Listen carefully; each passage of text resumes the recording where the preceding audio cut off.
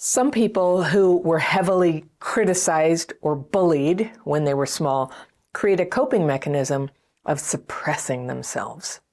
And the idea is, if you can stay off the radar screen of the person who tyrannizes you, you don't challenge them, don't try hard to accomplish anything, don't attract attention, don't admit mistakes, you'll be safe. And maybe that was true in childhood, but if this goes on into adulthood, it can turn into a really hard pattern of avoidance. Avoidance of connection with people, of accomplishment, of meeting your own material needs, and of pursuing a life that makes you happy. Now, avoidance makes your life small and lonely. It can make it feel like some force outside yourself is making it impossible to change. And believing this can make people not only feel helpless, but sour and angry. Do you know people like this?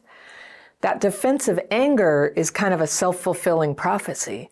They're so sure that they won't be understood or accepted, they kind of lead with criticism and blame. We all have this a little bit. Hiding, criticizing, blaming other people as a way to keep our fears at bay, that we don't belong, that we're not good enough, that no one likes us. And that resentful martyr energy really does push people away. Despite anything else that might be good about you, it can ruin relationships and the possibilities of your life. So it's good to notice it, to take stock from time to time and see if unconsciously you're actually blocking yourself from the life you want. So I've made a list of more than 40 signs that you might be acting out on an old, unhealthy pattern of keeping your life small that's sabotaging you being happy. So let's start with material self-suppression, because that's what I'm calling it, suppressing yourself. Number one, you confuse living simply with actually what's self-neglect. Maybe expressing resentment at people who have decent things, an okay house, clean clothes, good healthy food, and imagining that not having these things puts you on a higher moral plane, like you're just not so materialist or something. Number two, your living space is cluttered and dirty. Yeah, that is a way to self-suppress. When your space isn't clear, you don't have space to invite people, to dream, to have orderly thoughts. For people with PTSD, having clutter in your space can increase dysregulation.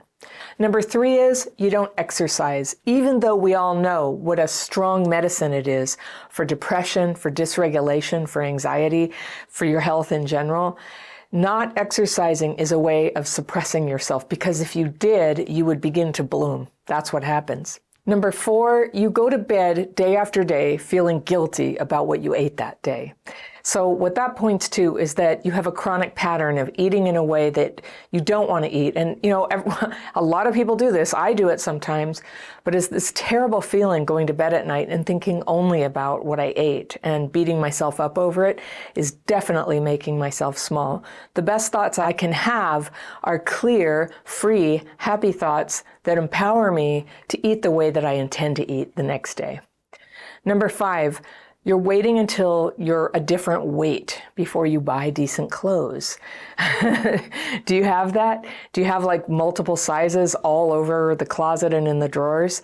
And then you don't have anything nice because any day now you're going to change the way you eat and not feel guilty at night. That whole thing. That is self-suppression. You can go ahead and have decent clothes at the weight you are right now. Number six, your car is full of litter. If you drive a car and it's full of litter, this is kind of like the equivalent of having a messy house.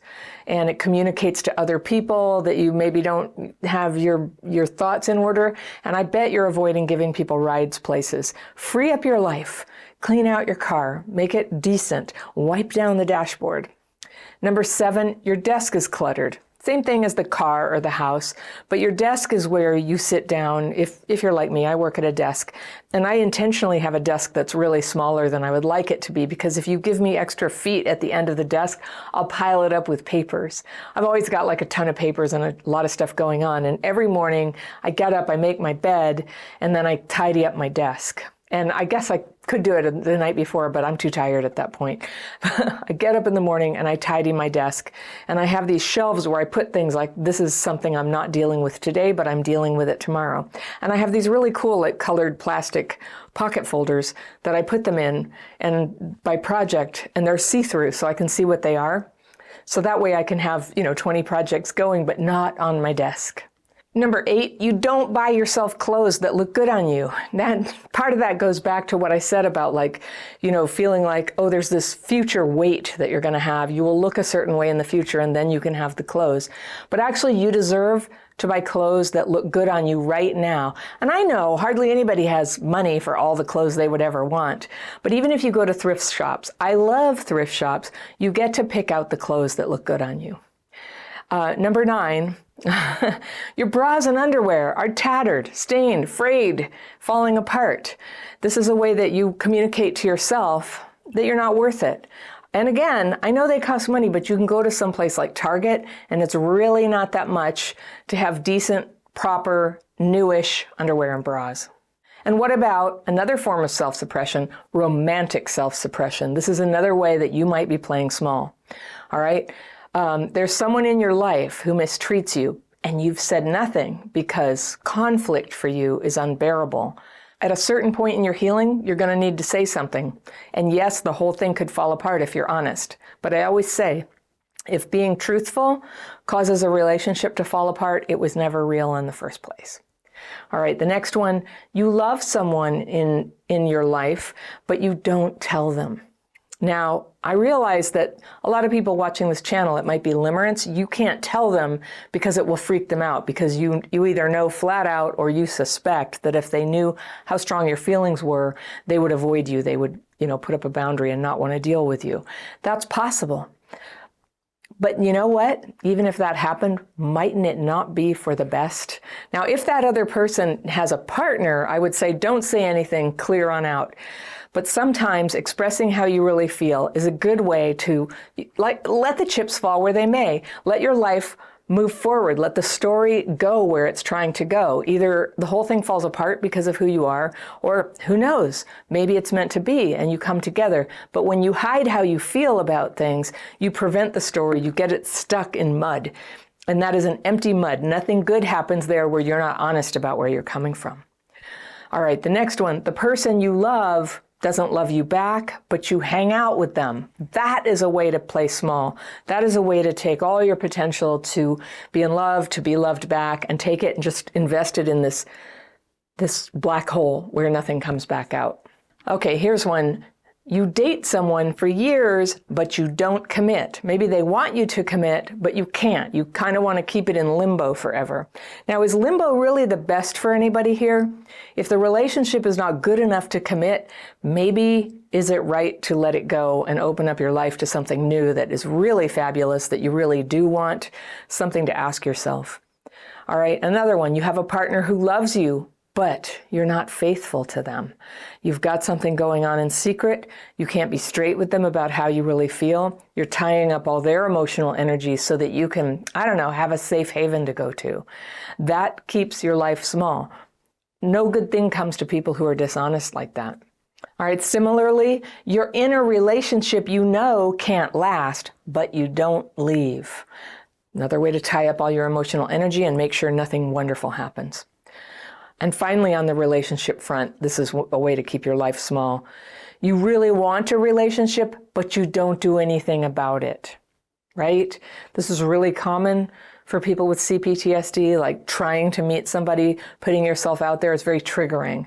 Creates the possibility that you'll get rejected, that you'll feel terrible, that you'll go through abandonment melange.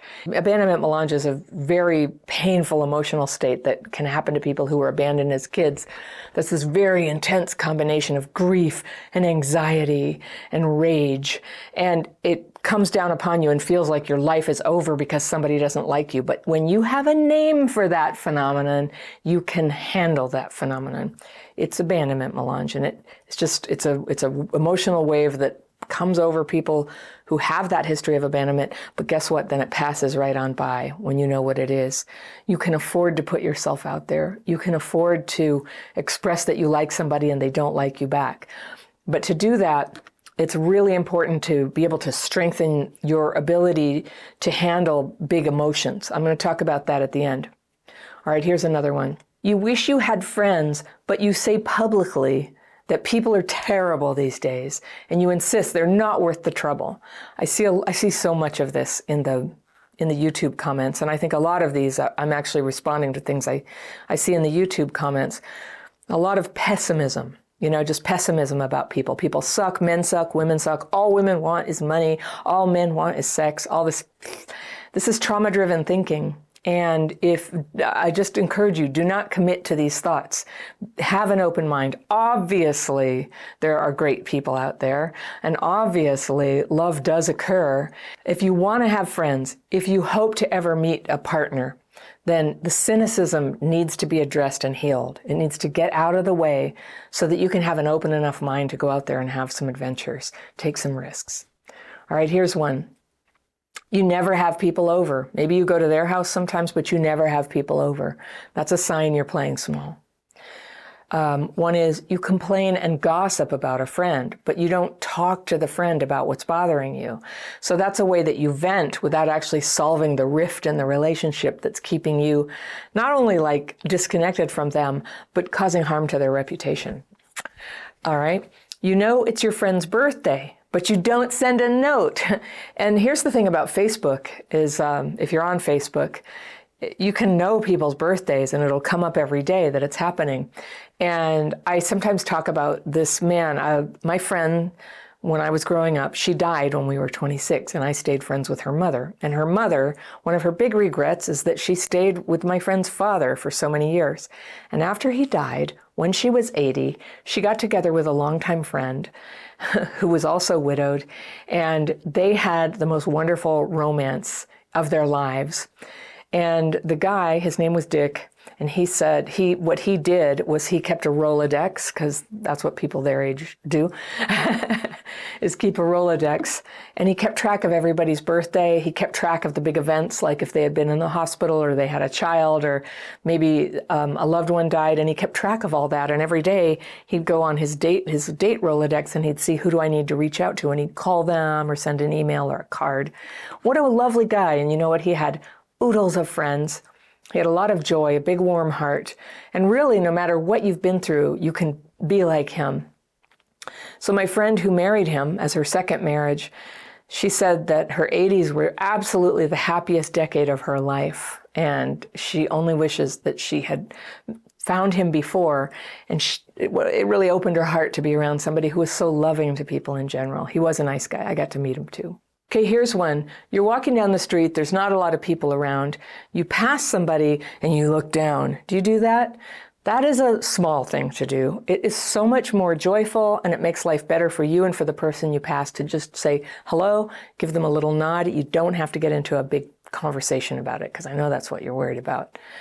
The next one, before you leave your house, you look around out the window to make sure that no neighbors around, because also you don't want to talk to them. And I know, I have some neighbors who are very, very talkative, and the minute you let them in, you give them an inch and just say, hey, how's it going? Oh yeah, it was raining. This whole conversation erupts. So this is about having boundaries. If you don't want to have a deep conversation when you say hello to people, you practice your exit lines. You go, I'm so glad to see you. I have to go right now, but take care. I'll see you next time. And you say that and you make your exit. And now it's safe for you to say hello to the neighbors. You might be making a tremendous difference in their lives just by connecting with them. And I know it's good for you.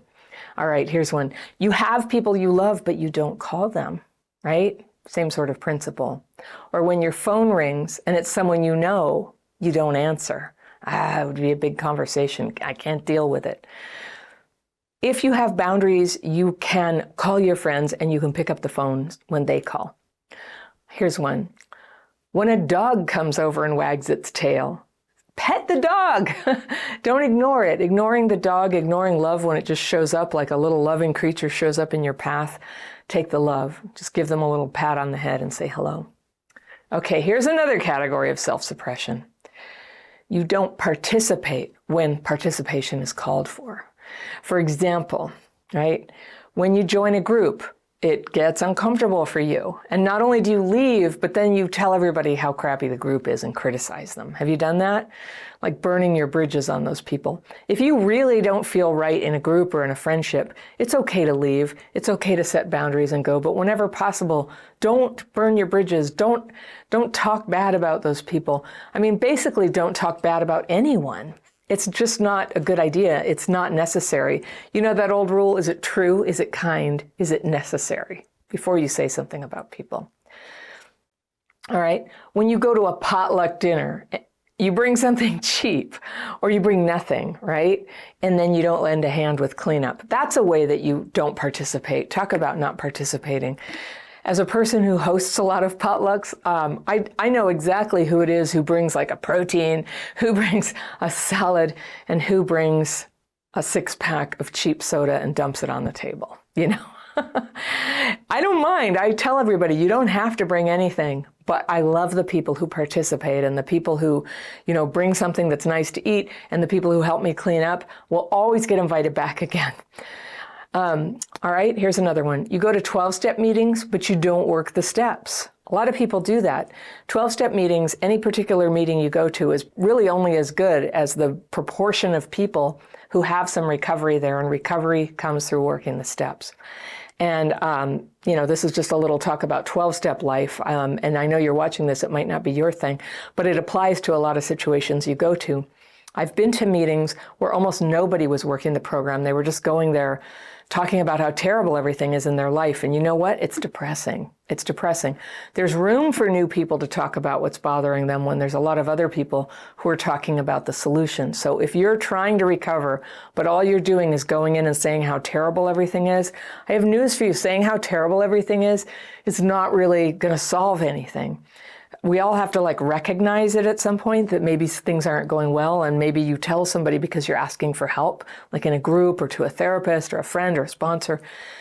But talking about your problems and how unhappy you are at a certain point makes you more unhappy. And not only that, it brings down other people. And you would be wise, if you do want to feel happier, go to where people are talking about their solutions, how they made things better. Listen to them, match them. Start using your time, for example, in a 12-step meeting when it's your turn to share. Say what the problem is, but then talk about the tools you use to make it better. Talk about the solution. There's people in the room who need to hear it. Even people who have been there longer than you, they need to hear that.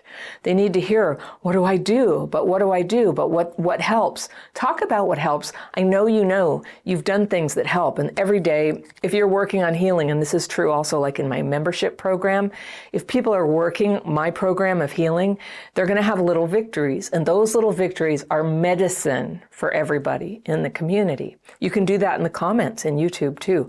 Share your successes. All right, there's this other form of self-suppression around accomplishment. And you know, you might think it keeps you safe from criticism and rejection, but it doesn't work. So here's how you can tell if you're, suppressing yourself around accomplishment. You have stories that you tell to prove to other people how unfair life is, that you tried, but the world wouldn't let you succeed. And I'm telling you this because this is a huge go-to that I used to have. I just would feel really discouraged. It was building up because I have a daily practice technique now that I use to get my fearful and resentful thoughts out.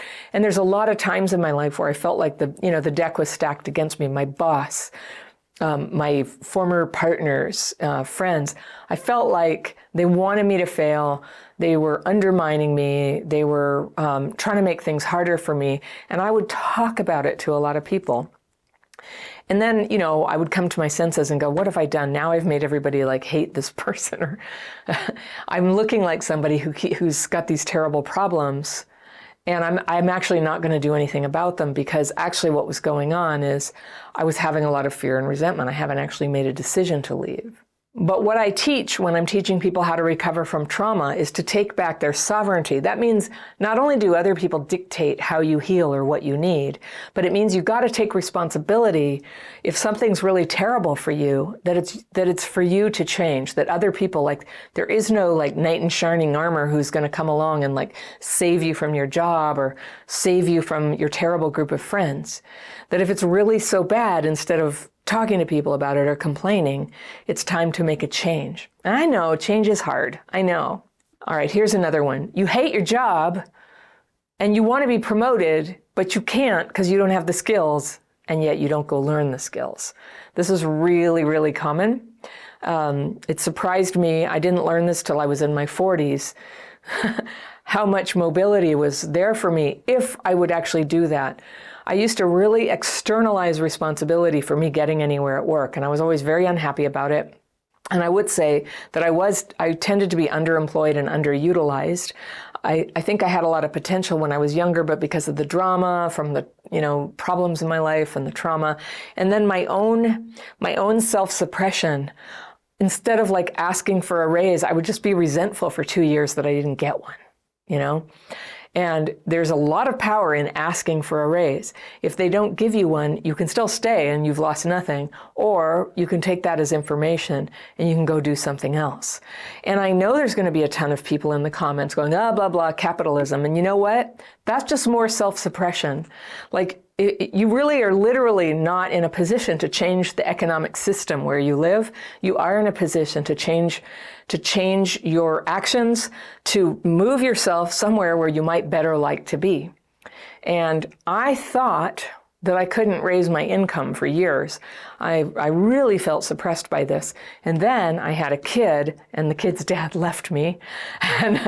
And I had to raise my income. And so many single parents have been in this situation.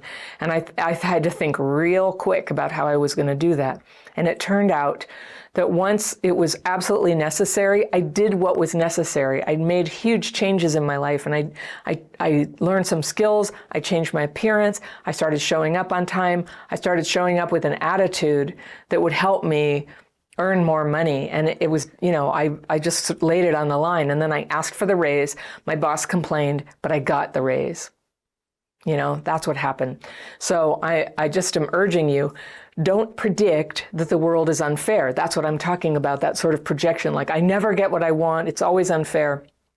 A lot of things are unfair. You haven't gotten a lot of things, but that doesn't mean you shouldn't just take the logical action to move toward what you want. And that's what this video is about ways you block yourself from getting what you want. Cynicism, pessimism, giving up, blaming other people, all that stuff. Like, we all do it a little bit, but at a certain point, it's important to shift gears and figure out, like, what can I change here? Because it's not going to change unless I change it. One thing that I can guarantee is going to hobble your ability to make a positive change in your life is if you're looking at screens during every free hour, looking at your phone, looking at your computer, looking at streaming, whatever it is, games. The time doing that is time taken away from your potential to make a positive shift in your life. Screens are nice for relaxation. They're necessary for work for a lot of us, but they should not fill up all your hours. Personal development. Okay, personal development could be happening on screens. You're on a screen right now to watch this video. It's important to use your time well to move your life forward into how you want it to change. All right, here's one. The knowledge you need is available for free online, but you don't spend time to learn it. So many of you have heard the story, but in 2008, 2009, when the market crashed, and I was a consultant at the time, and everybody who used to hire me got laid off their jobs, and therefore I didn't have a job. I trained myself how to make video, and I had learned it long ago before it was digital. I didn't really know how to edit video in the digital world. And so I Googled it. I started a video company, and I taught myself to edit.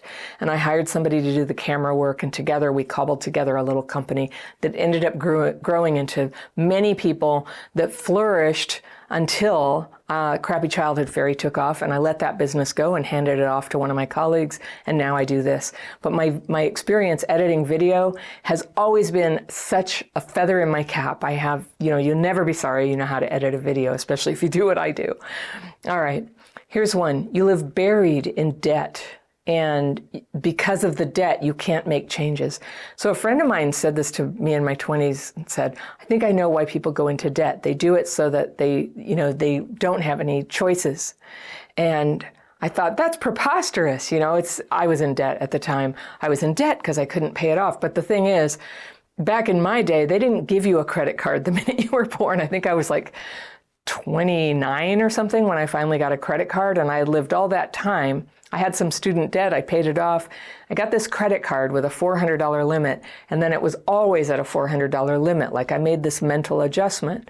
And so always in my mind, it's like, well, I'd really like to take this trip, but I can't till I pay off my credit card. And it's kind of like what I said about clothes. I'd really like to have decent clothes, but I can't until I lose 20 pounds. It's the same thing. It's like putting into the future. It's taking yourself and distancing yourself from the future. So either, you know, whether it's clothes or debt, either you accept things the way they are and go ahead and be happy anyway, or you solve the problem so that you can follow through on this plan you have to pay off the debt and then take the trip. But holding that debt right there, it's always like this little bookmark or a doorstop, you know, you can't open the door. You can't go where you're trying to go. All right, here's one. You don't get medical checkups and you don't get your teeth cleaned regularly. That's a big one. I'm always trying to encourage people with CPTSD that that's a concrete form of self-neglect that can cause real problems. And then I want to talk about this last category, and I was trying to think of what to call it, but let's call it suppression of joy and growth. So here's one that I relate to, and it's your living space has nothing beautiful. There's no art, or you have a yard or a porch or a balcony, but you don't have any plants on it. All right. Having a beautiful space is a way that you commit to your life, that you commit to having the life that you love. Now, if you really don't care about art or flowers or anything like that, okay, fine. I bet you have your equivalent thing about making your space nice and treating yourself like a proper adult who has proper things, proper furniture, proper silverware, proper bras and underwear, right? But to allow yourself to really blossom as a person who has what you need. All right, here's one. You'd like to have a pet, but you don't get a pet. And I think I'm throwing that in because I really want a dog. And I'm not getting a dog right now because I travel so much to do live shows. And I haven't figured that out yet, but I really want a pet. And I think that having a dog again in my life is going to be a really happy thing. And I'm having to delay happiness on that. But it's worth it because I get to travel and see you.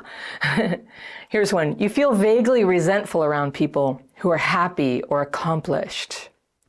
Now, this is something we talked about in a video not that long ago. What is it about people who aren't screwed up or traumatized that makes us so uncomfortable around them?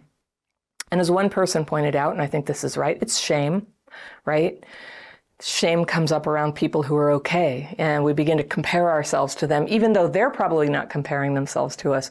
We're doing it for them and then pulling away from them. So we end up with envy, resentment, avoidance around people who have fun, opportunities, joy to bring into our lives, great people. And that's one of my regrets, is some of the wonderful people I've crossed paths with who I allowed that friendship to just slip away. Because I don't know, I felt resentful or envious of how successful they were, or how beautiful, or how kind. So do you recognize any of these forms of self-suppression in yourself? The solution is to begin expressing who you are. And I understand quite well how that can be tricky when you grow up with abuse and neglect, because you might have a prickly side, you might have a difficult side, you might have a little bit of issue with emotional dysregulation where you lash out when stuff gets stressful. People trigger you.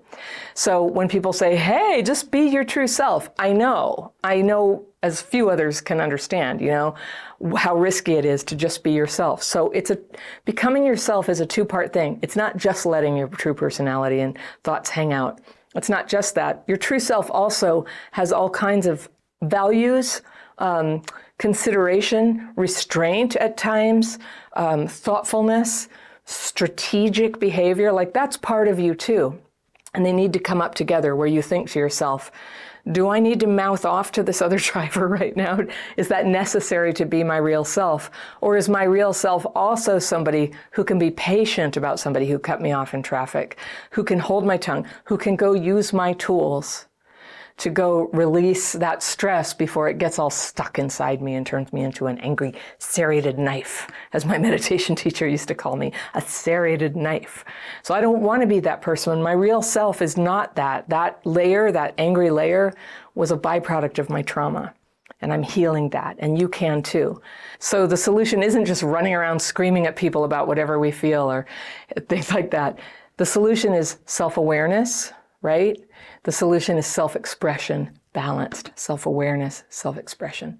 So people with CPTSD, when you ask what they really want in life, quite often they can't tell you. The question brings up grief and anxiety, like, I don't know, I'll never get it anyway. But it's good to know what you want. It's good to write it down. And discovering that can be a process. A lot of people who come into my programs, I go, write down your wildest dreams of what you really want. And a lot of people will whisper to each other, is it just me? I can't even articulate it. Give it a little time. Start writing down what you know about it. Let it be vague at first. You express yourself with who you are, how you present yourself, what you say, and what you become in life. And that's what healing looks like. And as you heal, you do that a little bit. And trust me, you're going to just get all lifted up in your head. Like, why did I say that? I shouldn't have. I just blurted out something. And now everybody thinks I'm an idiot. This is part of healing. This is part of it. So gradual, incremental experimentation, it always involves some fumbling, all right? It always involves some failure. And if you've lived your life in fear of criticism, because that's how it all started for you, you're going to need support. You're going to need perseverance to just keep going one foot in front of the other, becoming your real self, expressing yourself. So this is what you would have been doing as a child if you would have been free to be yourself and supported to learn how to be yourself. Now, maybe there's a little developmental delay there, but now is your time. You're going to need tools. You're going to need, books, videos, courses to guide you. You're using a tool right now watching this video, so that's great. You'll need support from actual people, maybe friends you already know or friends that you meet because they're in little pockets where people work on themselves, maybe in a 12-step fellowship or a support group. Maybe in my membership program, if you're already in that or you're interested in it, check it out. If you're a self-suppressor, it's like I'm telling you something horrible. You're going to have to deal with people. That's impossible, you're thinking. But it's actually quite nice if you can go slowly. And it's necessary because if you're left to your own device, honestly, you're very likely to fall back into self-suppression, justifying that suppression, and playing small. So if you want a really gentle way to get started to try to handle the feelings that come up when you expand your comfort zone like that, you can try my daily practice techniques. That's why I'm always talking about them. They really help with that. It's kind of like opening a window on a room that's gotten stuffy and steamy with cruddy thoughts and feelings. It lets fresh air in. It lets the bad stuff out.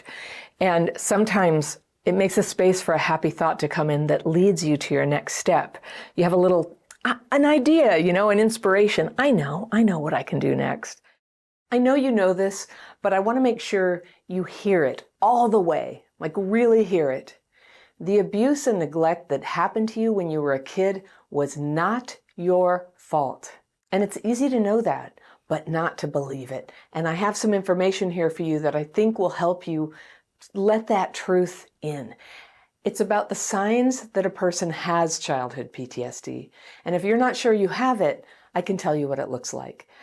I think on some level, this might come as a relief for you because if you've got even some of the 12 signs of complex PTSD that I'm going to talk about in this video, it means you've got symptoms that follow a known pattern and that are a normal response of a normal person to abnormal conditions during childhood. Now, there are symptoms that a lot of people don't realize are connected with early trauma, and you might know some of them, but a lot of the signs I'm going to go over in this video just might surprise you, and they might explain a lot about why you struggle. As I list these, you can write them down if you want, but to keep it simple, I can send you a self-assessment quiz where you can review the signs I'm about to describe to you, and I'll tell you how to get a hold of that at the end of the video. But first, I'll just tell you what they are. All right, number one, do you struggle with attention, memory, or focus? And yes, these are symptoms that affect a lot of people, but they're also common adult symptoms of complex PTSD. And by the way, complex PTSD is the kind that comes from chronic exposure to intense stress over time. And this could happen at any age, but most cases begin in childhood. Things like violence in the home, abandonment, growing up with an addicted or mentally ill parent, or a parent who's died or is in prison, or who just left and never came back. you'll hear me talk about childhood PTSD, which is just a common term for complex PTSD that starts in childhood. Now, when these traumas and neglect start happening in childhood, you'll often see these problems with learning and focus and sitting still, not just in kids, but in adults. And if this is you, you probably had a lot of shame dumped on you about not paying attention in school, as if that were a choice you made. You just didn't want to. And I wouldn't be surprised if you carried that shame into adulthood and got into a lot of shame now about struggling with these very same learning and focus problems. And I just want to point out to you that when you got through trauma as a kid, it not only affects you emotionally, it can cause brain changes. Learning and memory and focus problems are normal when a person has gone through trauma. So I'll explain why in a moment. Okay, number 2, sign of CPTSD. Do you tend to space out or feel physically numb when you try to make big decisions or talk about your feelings? This is a sign of what's called dysregulation. There is a distinct thing called emotional dysregulation, which we'll get to, but there's also brain and nervous system dysregulation, and it can develop in response to trauma, possibly as an injury to normal functioning, an injury, by the way, that can be healed. And possibly it develops as a protective mechanism to guard a kid's developing brain from the potential harm of serious trauma. A child learns to just, shut down and close off awareness of something too awful to face. And this is a brilliant survival strategy for a kid. It's good that you did it, but it's totally a problem when it lasts into adulthood, as you know.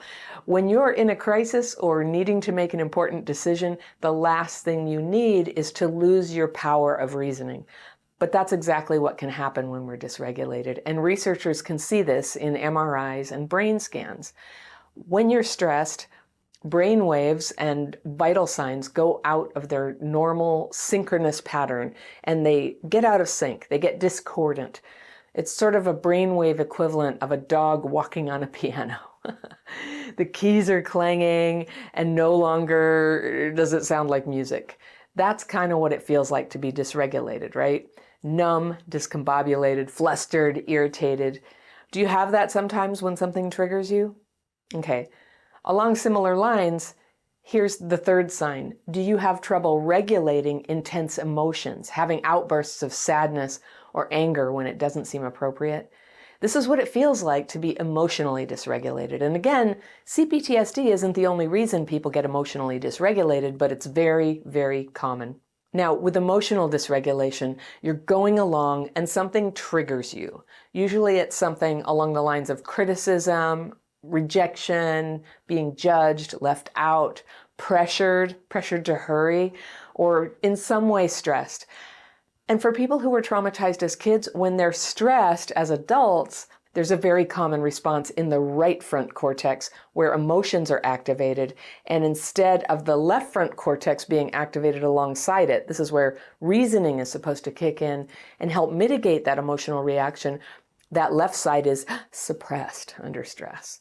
So reasoning goes down and emotions go up and you get an overreaction. It can happen with anger. It can happen with excitement. It can happen with intense experiences like falling in love. The emotions are going up and unchecked, and it can be hard to bring them back down. That's a childhood PTSD thing. And sometimes, after a big upset, it's hard to feel anything. So emotions spike, and then they can flatline, and you feel like the world's coming to an end, and then you feel nothing. And of course, for the people who love you, this can feel totally unreasonable and crazy-making and lead to arguments. So that leads me to the fourth sign. Do you have more than your share of conflict with family, friends, co-workers, partner? This is how emotional dysregulation plays out, aggravating ordinary conflicts. And of course, when you grew up without proper role models for guidance, not loved properly, not parented properly, either left to fend for yourself or viciously punished for mistakes, ordinary conflicts can get blown way out of proportion. And it's a big reason why relationships with traumatized people so often get damaged and fall apart. It makes for a very painful way of life, full of loss and hurt, And many of us end up afraid to get involved with people at all. We're so afraid we're going to screw it up. And that leads into the fifth sign that you might have CPTSD, that vulnerability around people. And you can ask yourself, do you find yourself avoiding social engagements because being around people is just too triggering? They are, aren't they? So maybe you consciously avoid making friends or joining groups or dating, or maybe you do these things, but you hold yourself at arm's length. And either way, this is why so many people with CPTSD feel alone and isolated, even when they're with people, even when people are trying to help them or love them. And why a lot of traumatized people give up on socializing and opt to live in isolation as the only way to get peace. Now this happens, but it's not the only way to deal with being triggered. In my courses, I teach people how to strengthen their ability to calm triggers around people and allow their lives to heal and grow. If that's something you feel like you need, I always put the links to those down below in the description section. You can check them out when we're done if you're interested. But yes, the stress around connection to people, either getting closer or the fear of breaking up, splitting up with them, can be so menacing for people with CPTSD that you can go to the completely opposite direction from avoidance. And this is the sixth sign that you might be affected. And you can ask yourself, does the fear of abandonment or of being alone cause you to stay in negative relationships?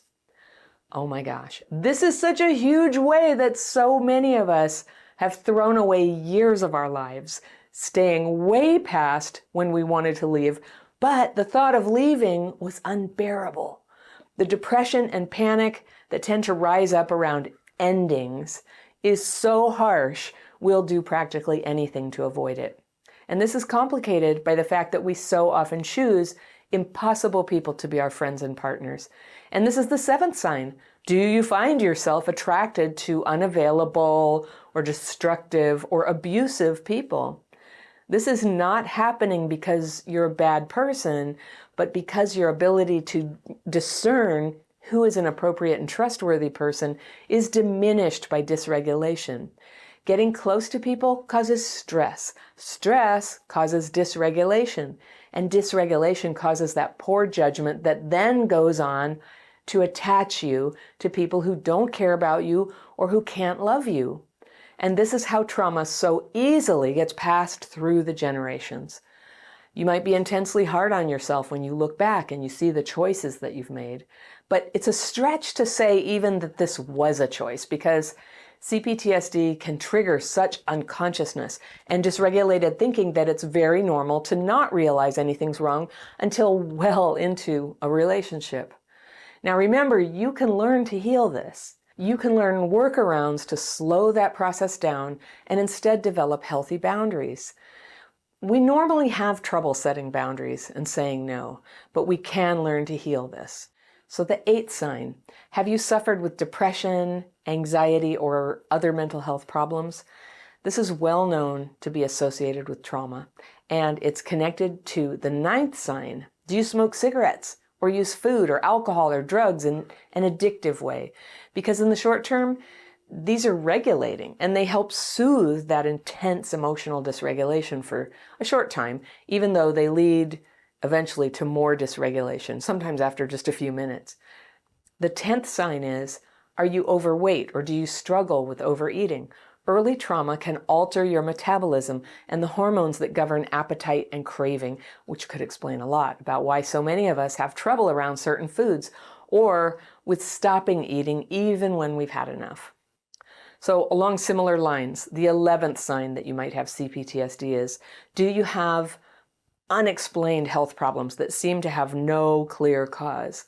I teach you more about this in my course, Healing Childhood PTSD, but early trauma is closely correlated with a higher incidence of everything from migraines and immune problems to diabetes, heart disease, cancer. If your physical health is affected today because of your trauma reactions, that's just one more reason to take your healing seriously and to take smart, self-loving action.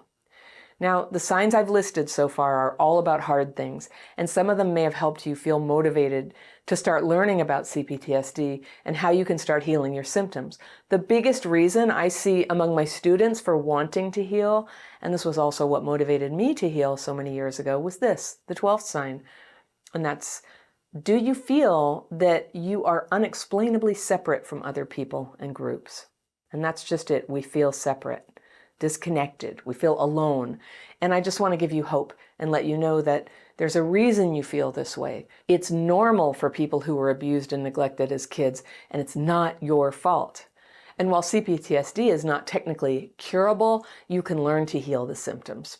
Now, I promised you, you wouldn't have to take notes on all this because it's all written down in a self-assessment quiz that I've linked right down in the description section on the free tools page of my website. Secretly, I'm socially awkward. I have ways of acting normal and smooth, but the lack of structure and role modeling that defined my childhood, I had to teach myself how to connect with people, and things didn't really snap together until I learned how to heal my childhood PTSD symptoms. When I was learning about CPTSD, nobody talked about social awkwardness, but it's totally a trauma thing. And I learned that when I put out my 4-part series on isolation and loneliness a few years ago. And I was watching these videos again the other day, and I was thinking, I have got to bring these back. They are just as relevant today as they were back when I made them. And especially today, I want to share with you this video I made on complex PTSD and social awkwardness. Have you ever been to a hotel where there's a person who's there to carry your bags for you, and even though you didn't ask, they carry your bags to the room, and it's totally awkward, and you think, I'm supposed to give them a tip, right? I've seen this on TV, but you don't have cash, and they're just standing there, and you think, what do I do? What do I say? And instead of saying anything, you just say, okay, bye, and then you shut the door. And then you feel like a real a-hole. Or maybe you're the person who carried the bags, and you're not really supposed to ask for the tip, and there's some right amount of time to just stand there waiting for it. But if you have childhood PTSD and you're vulnerable to feeling shame and you're getting all dysregulated over this, just like the person who's supposed to give you the tip, and then you get the door shut in your face. Well, now we've got 2 people on either side of the door just flooding with shame, and they're not able to say a word. And this kind of awkwardness happens all the time for those of us who experience trauma in childhood. The shame we feel in awkward social situations makes us collapse inside, and we want to flee the interaction and isolate. This is my 3rd video in the isolation series, and it's all about social awkwardness and how to navigate it so we can more gracefully handle awkward situations and avoid the need to isolate. Now, social awkwardness doesn't always go hand in hand with childhood PTSD and complex PTSD, but early trauma put such a huge dent in our confidence, and family homes where there was abuse or neglect or drugs or grinding poverty are not usually the greatest places to learn how to handle yourself with other people.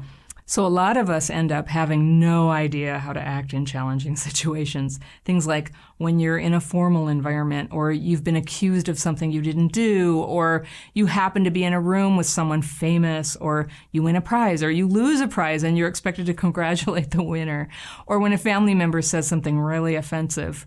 This stuff can be so fraught for us with childhood PTSD. And so many of us never get taught how you do this. How do you deal with awkward situations gracefully without shutting down or making a scene? And so this is one more reason why people with early trauma have such a tendency to isolate, to withdraw from connection and relationships with people, even though they long for those things. It's one of the worst consequences of childhood PTSD. And if you don't turn it around, you could end up going deeper into isolation.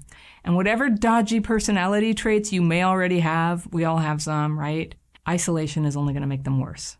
Now remember, isolation is not the same as periods of constructive solitude. Solitude can be calming, but ongoing isolation makes us deteriorate. We get weird. It's really important to break this cycle and learn again how to reconnect. Now, personally, I grew up with educated parents who themselves had been raised by polite and conscientious parents, and I learned to say please and thank you and all that. But because there was alcoholism, there was not a lot of attention or supervision given to us kids, And we were inconsistently disciplined, and we were rarely called out for rude and selfish behavior. I also was missing a lot of the just basic skills of social behavior. I was 12 years old when I taught myself to use a knife and a fork together. Until that time, I had a more intuitive way of eating, if you could call it that usually involved scooping up food with a spoon or a fork in my hand and then tipping my head back while I chewed it so it didn't fall out while I chewed with my mouth open. And all the siblings did it, and it was all we knew. No one minded. And it was only when I started to feel shame about my manners, when I was at other people's homes, that I tried to figure out how you're supposed to do this. Being neglected can bring out some ugly traits. The seriousness of drug and alcohol problems in the family kept us all tangled up in chaos.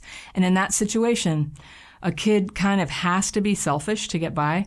If you're not getting attention and praise sometimes, you might start to show off to other people. I know I did. If you don't get treated fairly, you might become kind of pushy to get what you want, or arrogant, or sharp-tongued, or dismissive of others. And if you're not cared for when you're sick or your feelings are hurt, you might start talking about these hardships to anyone who will listen, like too much. So how can we teach ourselves to be more socially graceful? I used to read etiquette books, but if they're written by people from normal families, they kind of skip over that very elementary part that I actually need of just like, how do you even begin? My parents were pretty decent people, then despite the chaos, but I got very little guidance on how to be. And so starting in my teens, I sought out and connected with socially graceful people. And I wasn't usually courageous enough to ask for help, but I watched them. I listened to what to say. When is it appropriate to speak up? When should I pull back? And what I've learned has helped me to be less isolated and helped me not be limited to the company of only other screwed up people, and more flexible to hang out with just about any kind of person. And that's what social grace is. It's having the choice to connect with a wide variety of people wherever you care to be. And remember, social grace doesn't mean you tolerate abuse and that you stand there just like helplessly when you're in danger. These guiding principles will help you to create a feeling of ease and welcome with people around you when you want that with them. And that will allow your connection to blossom. I'm going to give you some guiding principles that will help you create a feeling of ease and welcome with the people around you and to create the opportunity for more connection to blossom. And here they are. First, be gentle with other people. Remember that they may be as sensitive as you are. Second, be trustworthy. People need to feel safe to grow closer to you or anyone. And third, be humble. Help others feel your respect for them by keeping at least half the focus on what they're saying and how they're feeling. Really paying attention to others not only makes them feel heard, but it will help you learn to genuinely appreciate who they are. When you're in a social situation, even as the many colors of your personality start to shine much brighter, the art of being gentle, trustworthy, and humble will create a positive environment for connection to grow. You will find doors opening for you socially all around you, and into your life will come other socially graceful people whose company will feel so much kinder and easier and more supportive than anything you ever had. I speak from experience when I tell you how easy it is when you grew up with trauma to go unconscious in relationships. Even though you feel like things are fine and you tell everyone things are fine, a big part of you has left the building. There are a number of reasons this happens, but it's usually a mix of abuse or neglect from the past, where you had to learn to deny that you're unsafe, and a fear of facing reality in present time because you're terrified of how you will ever live if the relationship that you're in ends. My letter today is from a man I'll call Chris, and he writes, "Good morning, Anna. I was with my soon-to-be ex-wife for 5 years, married for 3. Okay, I've got my fairy pencil. I'm going to circle some things I want to come back to on a second reading, but let's read through Chris's letter and see what's going on." He says, "All in all, I would say we had a great relationship. We communicated well with each other, and outside of normal marriage issues that all couples have, our relationship was fulfilling and happy. However, I now find myself in the position of having been served with divorce papers by her and left feeling blindsided and abandoned." I'm sorry. Okay. For some background about my wife, she is loving, kind, people-pleasing, and generally a sweet person, but has some deep insecurities. The biggest thing is feeling unworthy of love, a fear of abandonment, and that she is unlikable. She grew up in an unstable environment. Her mom was pregnant with her at 18 to a man almost 10 years older than her.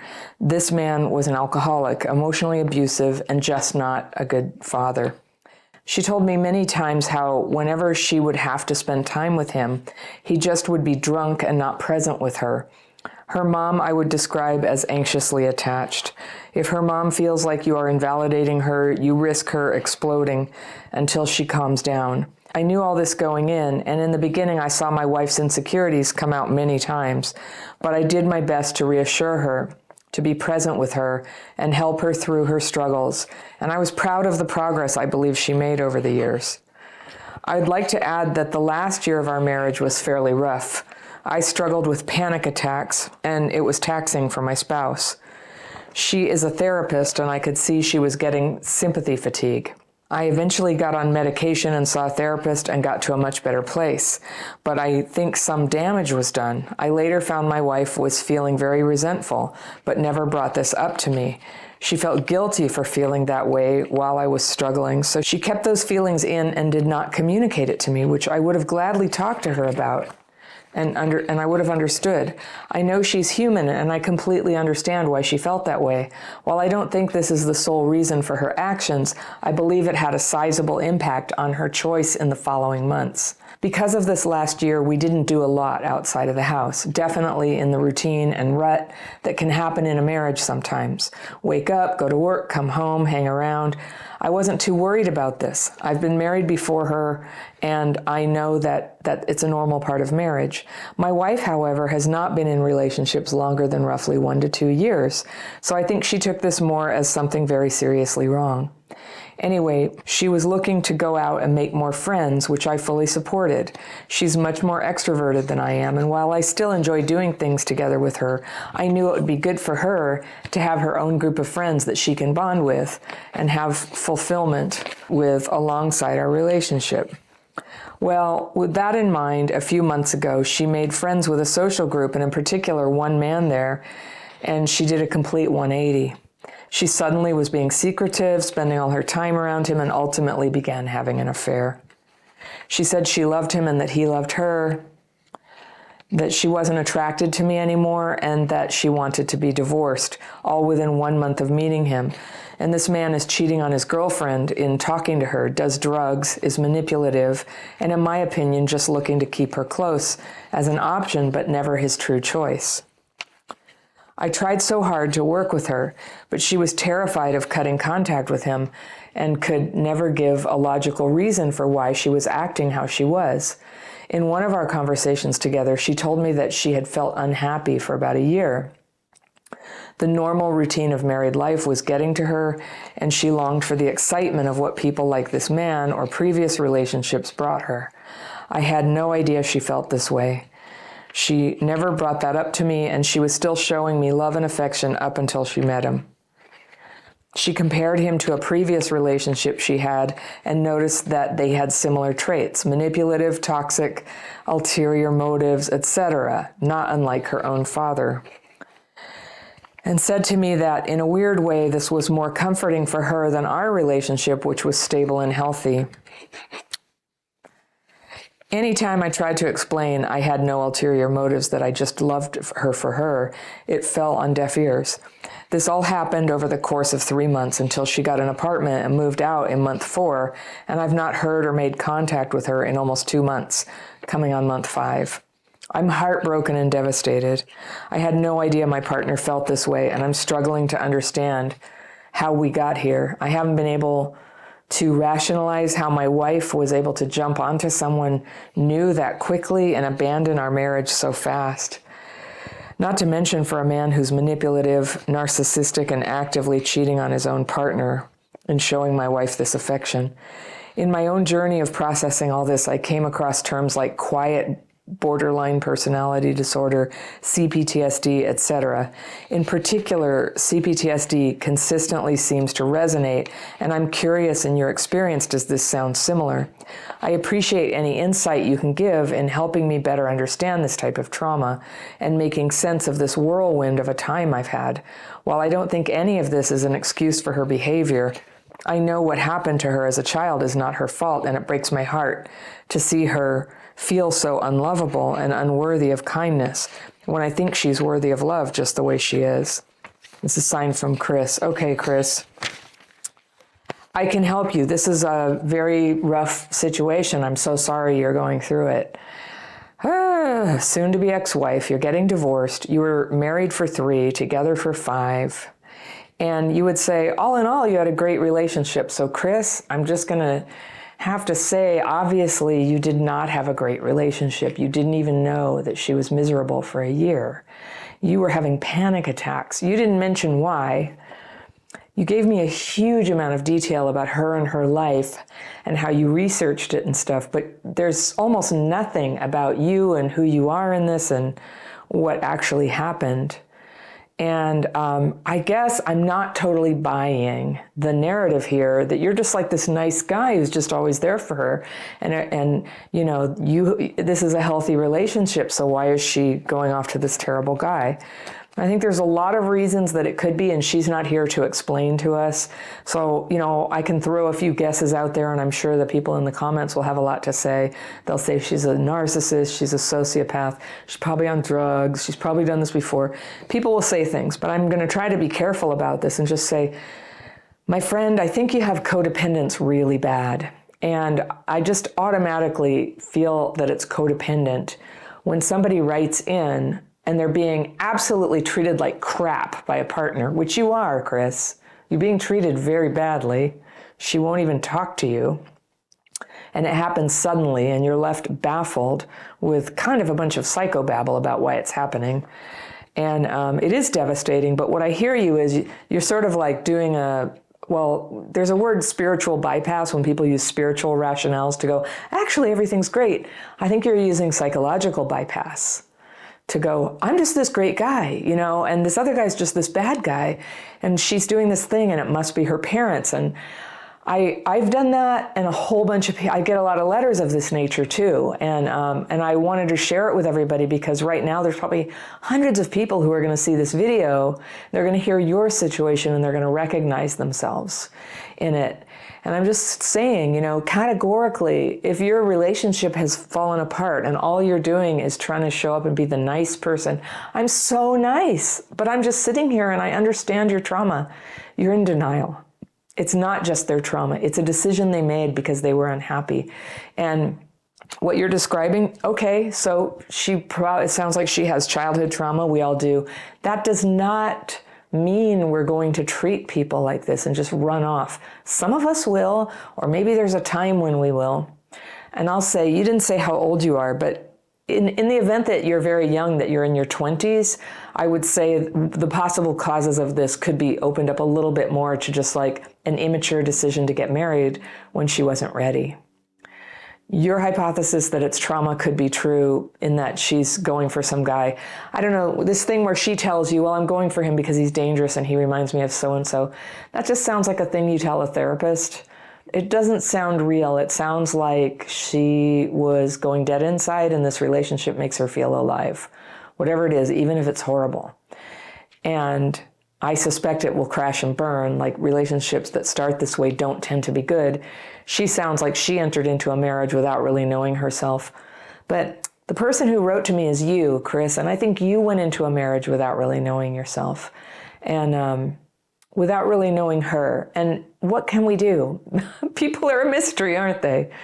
People are a mystery. But can I just say, after what she's done, don't take her back, Chris. Don't angle of it trying to rationalize this. I know it's hard, but I think it's important to let it in how badly she's treating you, how disrespectfully, how abruptly, how unfair it is to make a vow to somebody to stay with them and then just boom, just leave. I also want to ask you, you didn't tell me, which is telling in itself, that you didn't say, why were you having this terrible year of panic attacks and depression? Could it be that part of you did understand that the marriage was on thin ice and you couldn't really deal with it. I mean, that's a lot why people do have panic attacks and depression. That would certainly be believable. Maybe there was some other thing, but you didn't mention it. Your theory anyway, I don't know if it's true, but like after 1 year of you not being that much fun, she just like abandoned you, which is not what a marriage is. Everybody's going to be not so fun sometimes in a marriage. That would be normal. So was it something else? Was there some kind of icy silence, some inability to communicate real stuff, a freeze-a-roo going on? I don't know. The fact that you couldn't explain it and that you positioned it just like you're just a nice guy. Yeah, you had some panic attacks and couldn't really function for a year and you guys never went out of the house, but everything's great. So I want to recommend a book. I like to recommend this to men. I haven't done it in a while, but the book No More Mr. Nice Guy by Robert Glover.